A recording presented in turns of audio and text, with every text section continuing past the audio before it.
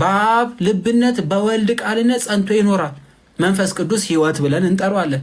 ስለዚህ አብ ያለውን ሁሉ ወልድ አለው፣ ወልድ ያለውን ሁሉ መንፈስ ቅዱስ አለው፣ መንፈስ ቅዱስ ያለውን ሁሉ አብ አለው፣ አብ ያለው ሁሉ ወልድ አለው። ስለዚህ መለያየት የለም። ታዲያ ጌታችን መድኃኒታችን ኢየሱስ ክርስቶስ በእመቤታችን ማኅፀን ባደረበት ሰዓት እመቤታችን ቅድስት ድንግል ማርያም ከሷ ከስጋ ስጋ ከነፍሷ ነፍስ ነስቶ ሲሄድ ወልድ ብቻውን ያን ነገር የተገበረው አላለም። አስቀድሞ ምን ተናገረ? የሉቃስ ወንጌል ላይ ያለውን ጠቀሰና አባታችን አትናቴዎስ ምን አለ? መንፈስ ቅዱስ ይጸልልሻል፣ እግዚአብሔር አብ ከኃጢአት ይጠብቅሻል፣ በማኅፀንሽ ወልድ ያድርብሻል ብሎ ነግሯታልና። ስለዚህ የአብም የወልድም የመንፈስ ቅዱስን ፍቃድ በእመቤታችን ማኅፀን ውስጥ ነበረ። ልጇ ብቻ ሳይሆን ያደረው አብ ጠብቋታል፣ መንፈስ ቅዱስ ጸልሏታል፣ ወልድ ደግሞ ከእሷ ተገኝቷል። አንዱ ከአንዱ ተነጥሎ አንድም ነገር አይሰራም። ለምን? በመስራት አንድ፣ በመፍጠር አንድ፣ በመግዛት አንድ፣ በመኖር አንድ፣ በማሳለፍ አንድ፣ ይህን ዓለም አሳልፎ ሌላ ዓለም ላይ እንድንኖር በማድረግ አንድ። ስለዚህ አይነጠልም። ሰዎችን ለማዳን አብም ወልድም መንፈስ ቅዱስም እኩል ስልጣን አላቸው። የአባቴን ፍቃድ ልፈጽም ብቻ መጣው ማለቱ ምን ማለት ነው ስንል የአባቱ ፍቃድ የእሱ ፍቃድ ስለሆነ። ምክንያቱስ ወልድ ለብቻው የሚፈቅደው የለም፣ አብ ለብቻው የሚፈቅደው የለም፣ መንፈስ ቅዱስ ለብቻው የሚፈቅደው የለም፣ በፍቃድ አንድ ብለናልና። ስለዚህ ቅዱስ አትናቴዎስ ምን አለን? ኃጢአታችን ስለማስተሰረይ ለእኛ የሚገባ ሞትን ሞተ፣ ቤዛችን በሚሆን ሞቱ ሞትን ያጠፋው ዘንድ ሞተ። በመሸነፍ ባህር ምን ሰጠመ። ሞት ጽናት የታለ? መቃብርስ ማሸነፍ የታለ ተብሎ ተጠራለት። ኢሳይያስ 25:8 ላይ፣ ትንቢተ ሆሴዕ 13:14 ላይ፣ አንደኛ ቆሮንቶስ ምዕራፍ 15 ቁጥር 24 እስከ 28 ላይ ተቀምጧል። 40 ስንት ነው ይሄ ነገር ቁጥሩ? 54 እስከ 44 አይ ቲንክ 44 ሶሪ ከ44 እስከ 48 ከተሳሳትኩ አርሙት። ስለዚህ ቅዱስ አትናቴዎስ መቃብር ያላስቀረው ሞት ያላሸነፈው ማንም ያልያዘው መሆኑን ገለጠ። ማንም ያላሸነፈው እንደሆነ፣ ማንም ያልገዛው እንደሆነ። ስለዚህ ይሄ ተቀድሞ የተነገረው ትንቢት ተፈጻሚነቱን አገኘ አለ። ቁጥር 11 ላይ ምን ይለናል? እንደ ተጻፈ ኃጢአታችንን ለማስተሰረይ ጌታችን ኢየሱስ ክርስቶስ ሞተ አለ። ማን ሞተ? ማን ሞተ? ጌታችን ኢየሱስ ክርስቶስ ሞተ። አሁን እዚህ ጋር ቅዱስ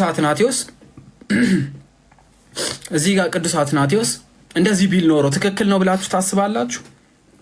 እስኪ ፍረዱ። እንደ ተጻፈው ኃጢአታችን ለማስተሰረይ እግዚአብሔር ወልድ ሞተ ብሎ ቢጽፍ፣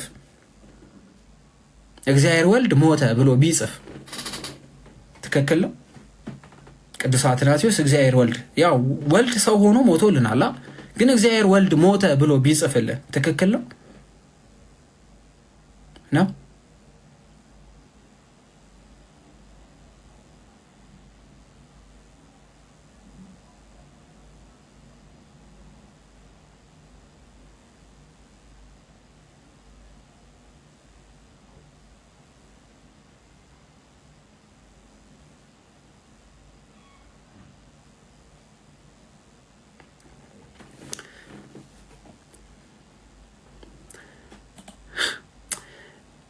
እንደዚህ አለ። እንደ ተጻፈ ኃጢአታችንን ለማስተሰረይ ጌታችን ኢየሱስ ክርስቶስ ሞተ አለ። ይህ ስም የምን ስም ነው ብለናል? የተዋህዶ ስም ነው አለና። ይህ ስም የተዋህዶ ስም ነው። ይህ ስም የተዋህዶ ስም ነው። ሞተ አለ። ሞተ። ማን ሞተ አለ? ኢየሱስ ክርስቶስ ሞተ አለ።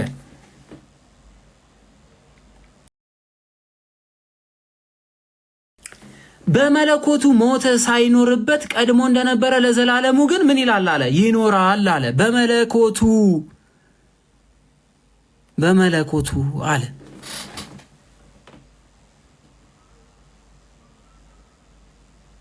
በመለኮቱ ሞት ሳይኖርበት ምን አለ? ቀድሞ እንደነበረ ለዘላለም ይኖራል። ይኖራል። ምክንያቱስ ኢየሱስ ክርስቶስ የሚለው ስም መለኮታዊ ባህሪን ከስጋ ባህሪ ጋር አንድ አድርጎ የተጠራበት ስሙ ነው። ስለዚህ ኢየሱስ ክርስቶስ ሞተ ተብሎ ይጠራል። ለምን? ኢየሱስ ክርስቶስ ከተዋሃደው ኢየሱስ ክርስቶስ ተዋህዶ ነው አይደለ አንድ የምንለው። ስለዚህ ኢየሱስ ክርስቶስ በሚለው ውስጥ የሚሞት ስጋ አለ በባህሪ፣ የማይሞት መለኮትም አለ በባህሪ።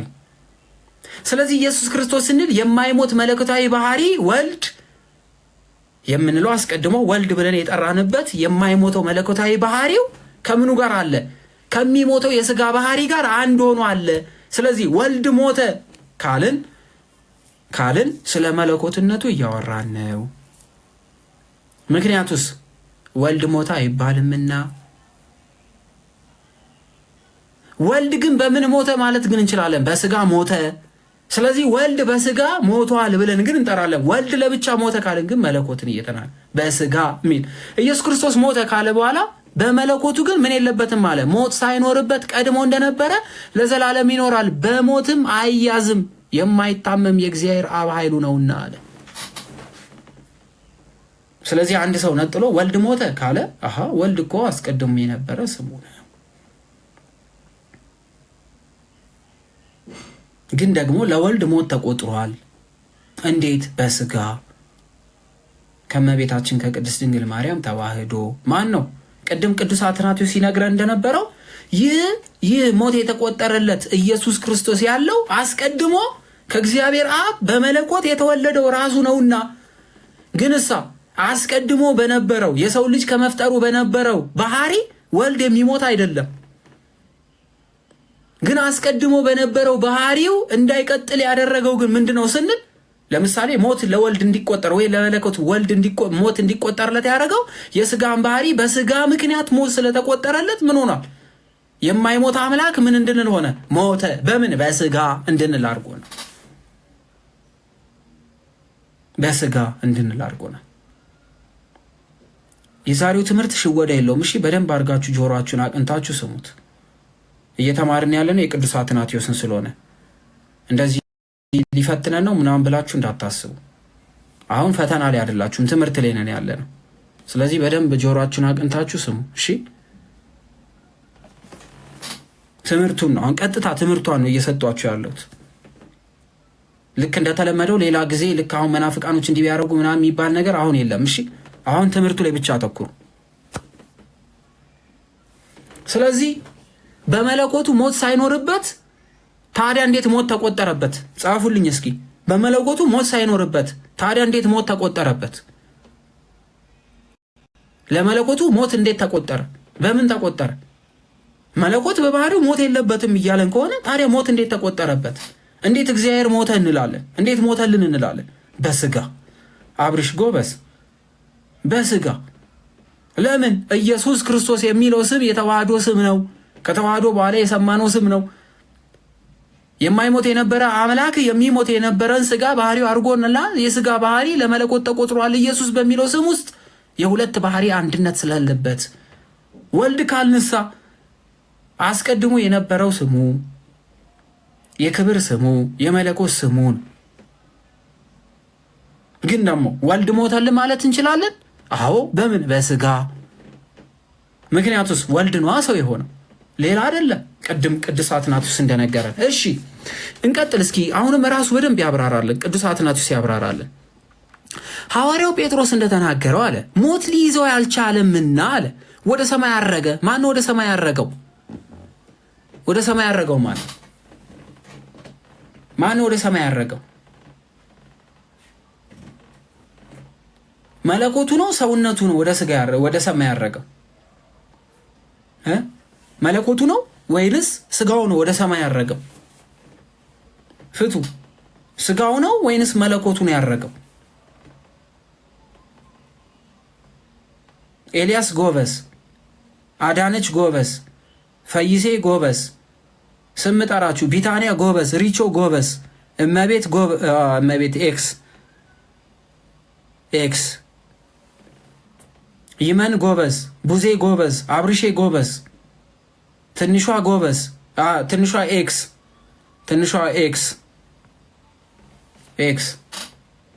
ኢዮአብ ትክክል፣ ኤዱ ትክክል፣ መቅዲ አሁን ትክክል፣ ሳምሪ ትክክል፣ አሁን ቤዛ ትክክል፣ ቃል ኪዳን ትክክል፣ ጊዜ ለኩሉ ኤክስ፣ ወለተ መድን ትክክል፣ ኩሜ ትክክል፣ ተመስገን ጌታዬ ኤክስ። መለኮት ነው ያረገው ካልን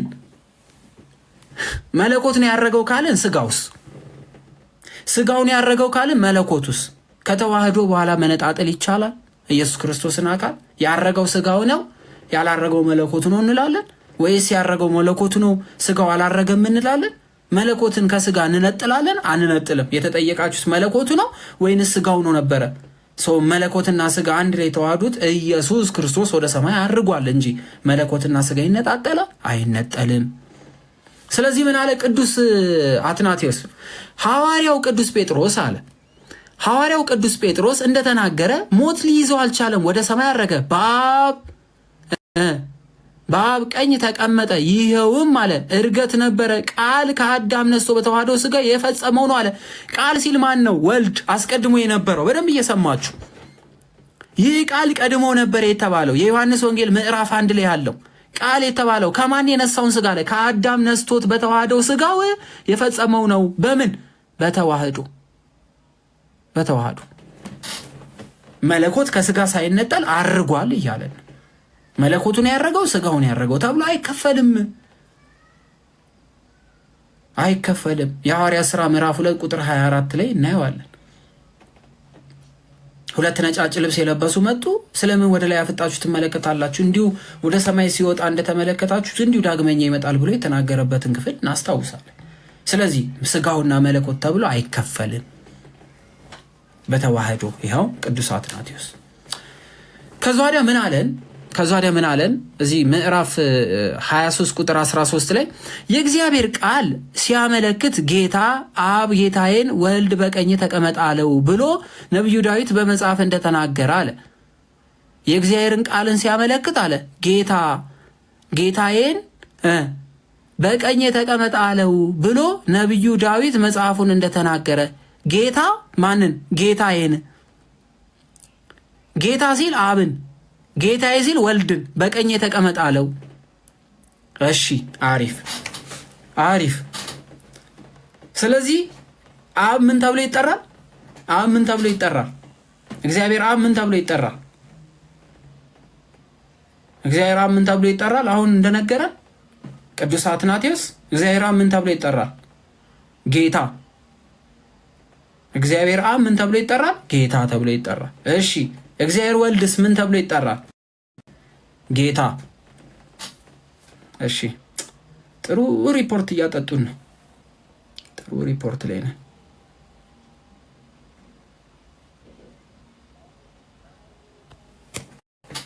ኮፒ ሊንክ አድርጉት እሺ ከቻላችሁ። ስለዚህ መንፈስ ቅዱስ ምን ተብሎ ይጠራል? አንድ ስለሆነ አብ ያለውን ሁሉ ወልድ አለው መንፈስ ቅዱስ አለው ብለናል። ጌታ ተብሎ ይጠራል። ስለዚህ እዚህ ክፍል ላይ ምን አለ? የእግዚአብሔርን ቃል ሲያመለክት ጌታ ጌታዬን በቀኝ ተቀመጥ አለው። እሺ እንቀጥል። ቀኝና ግራ የሚያስፈልገው ለምሳሌ እቺ ሰማያዊያው ያለችው በቀኝ ነው በግራ ነው? ሰማያዊ ያለው በቀኝ ነው በግራ? በቀኝ ወይስ በግራ? ለዚህ ዕቃ በቀኝ ነው በግራ ነው ያለችው?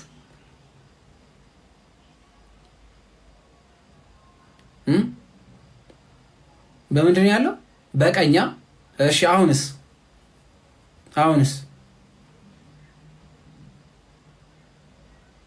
አሁን ደግሞ በምን? በግራ። እሺ እዚህ ቤት ውስጥ ያለው ንፋስ በቀኝ ነው በግራ ነው ያለው? እዚህ ቤት ውስጥ ያለው ንፋስ በቀኝ ነው በግራዬ ነው ያለው?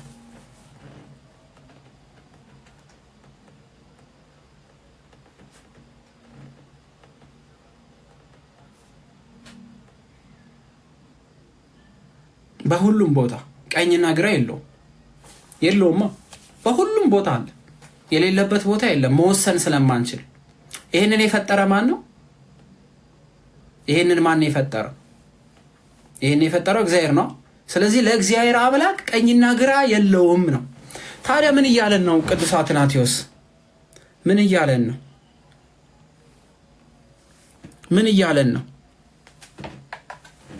ምን እያለን ነው? በቀኝ ብሎ የተናገረው ምን ማለት ነው? በቀኝ ሲል እግዚአብሔር ቃል ሲያመለክት ጌታ ጌታዬን በቀኝ ተቀመጥ አለው። በምን ማለት ነው? ስልጣን ማለት ነው። ቀኝ ብርቱ ነው። ቀኝ ኃይል አለው። ቀኝ ጀግና ነው። ቀኝ ያስራል፣ ቀኝ ይወረውራል፣ ቀኝ ይፈታል፣ ቀኝ ይገፈትራል። በጣም ከዚህ ከግራው እጅ የቀኝ እጅ ብርታት አለው። ስለዚህ ይህን ንፋስ የፈጠረ አካልነት የሌለው እግዚአብሔር አብ ቀኝና ግራ የሚባል ነገር የለውም ነው። ታዲያ ምን እያለው ነው ስንል በስልጣን በክብር ተቀመጥ እያለው፣ ስልጣንን፣ ክብርን፣ ኃይልን፣ ልዕልናን የሚያሳይ። ስለዚህ በቀኝ ተቀመጥ አለው ብሎ ነቢዩ ዳዊት በመጽሐፍ እንደተናገረ መዝሙር 16:15 ላይ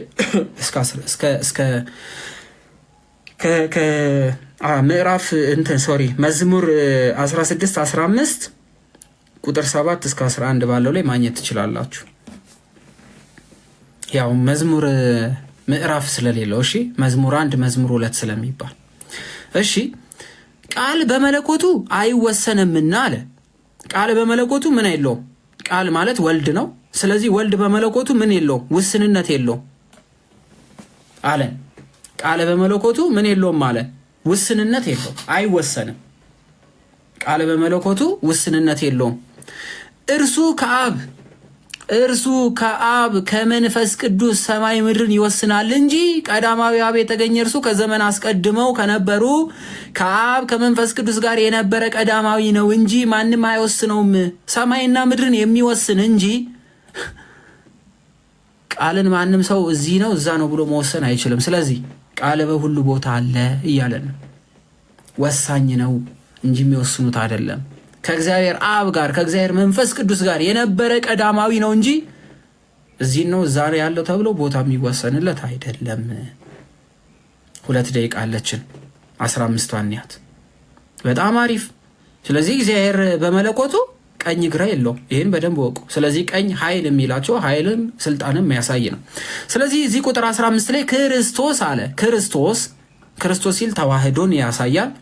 ስለዚህ ክርስቶስ የእግዚአብሔር ኃይሉ ነው።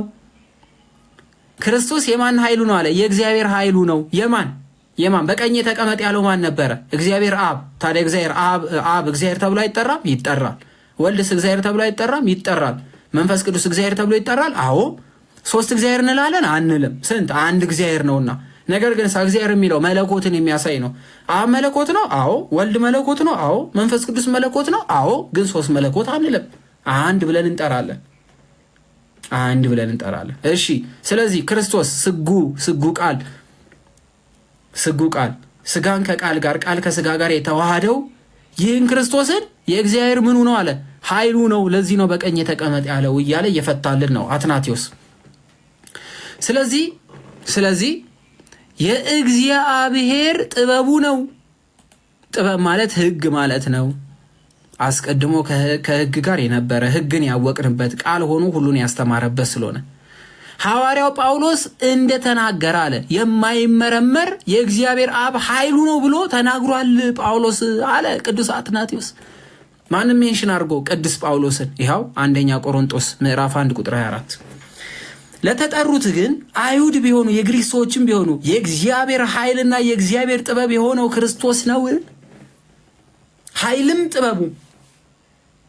ኃይልና ጥበቡ ለእግዚአብሔር የሆነው ጌታ ኢየሱስ ክርስቶስ ነው አለ። አይሁድ ቢሆኑ የግሪክ ሰዎች ቢሆኑ ስልጣን የሚፈልግ ይሆን ጥበብን የሚፈልግ ይሆን ማንም ቢሆን መነሻው ከክርስቶስ ነው እያለ ነው 1ኛ ቆሮንቶስ። ስለዚህ ጌታችን መድኃኒታችን ኢየሱስ ክርስቶስ ኃያል አምላክ ተብሎ የሚጠራ መሆኑን ልናውቅ ይገባል ማለት ነው። እንግዲህ ለዛሬ የነበረን ቆይታ ይሄን ይመስላል። እግዚአብሔር አምላክ ከፈቀደ ነገ ምሽት